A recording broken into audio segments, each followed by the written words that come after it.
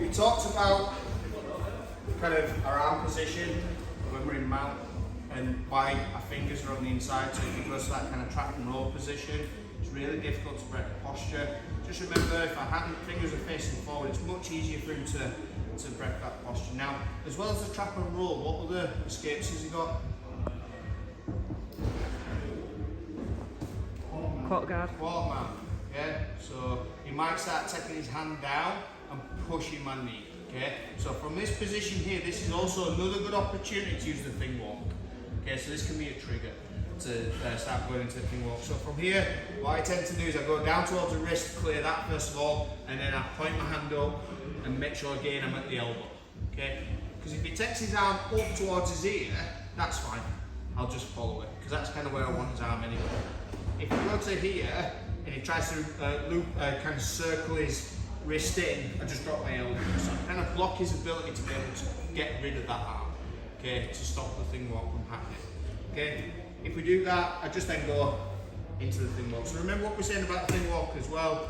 Yeah, make that circle, makes it a lot easier to get that arm up. So remember, okay, from this position, we've got a slightly different entry. So he goes to push the knee down to into like a half or a quarter. One of the things that I like to do is I'm pinning my heel to the leg. So if he's really strong, it can be quite hard to kind of just pinch my knees and block. So what I'm actually doing is I'm pinning my heel against his leg. If I'm a little higher, probably going to do more than hit. Call that an anchor. So I'm anchoring my heel against his leg. This is going to give me time to then clear, drop, start thing walking that arm up, okay? So when the person's doing this, first couple don't do this, but and try and actively get out. Okay? So I'm having to block that first, then get the thing walk, okay? So I start in that position, anchored the heel, go down towards the wrist, up, thing walk the arm, and remember, hopefully you remember, we're just gripping here to start off. Okay, making it a lot harder for him to clear. So now he tries to clear that arm, it's going to be really difficult. Okay, he really goes hard, really difficult for him to clear that arm. So this arm's just going behind the head, not all the way underneath his head. Top of the crown's fine, but gripping as close to the elbow as possible. Okay, not quite on the elbow, but just below. Yeah, and we'll start creating a little bit of pressure and a stretch on this side as well. So he goes to escape. He's going to really try a bit. So I need to.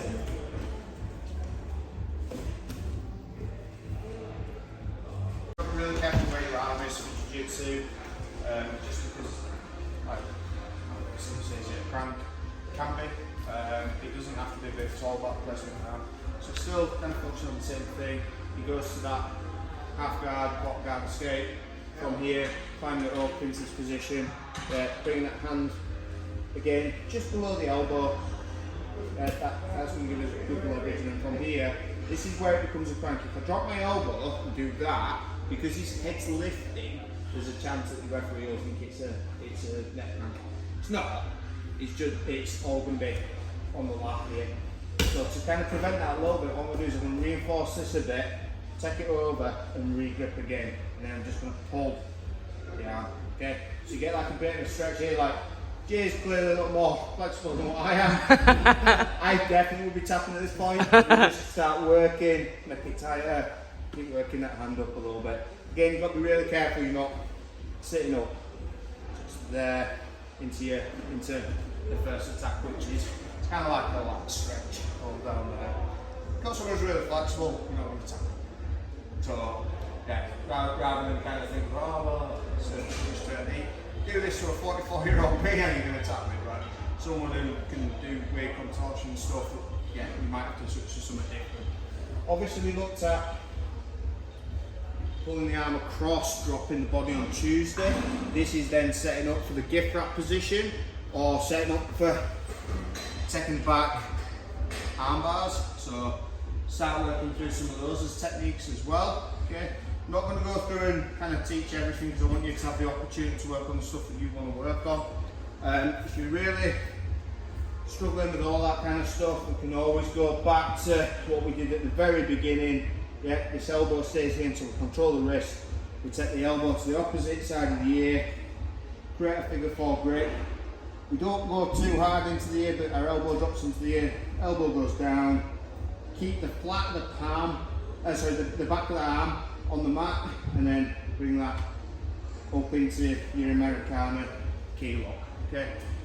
And just work through those. We've also I've got them slots and stuff on here as well, so you can come back over and start attacking wrist. You can start kind of twerking the arm and doing all that kind of awful stuff, but that one needs enough.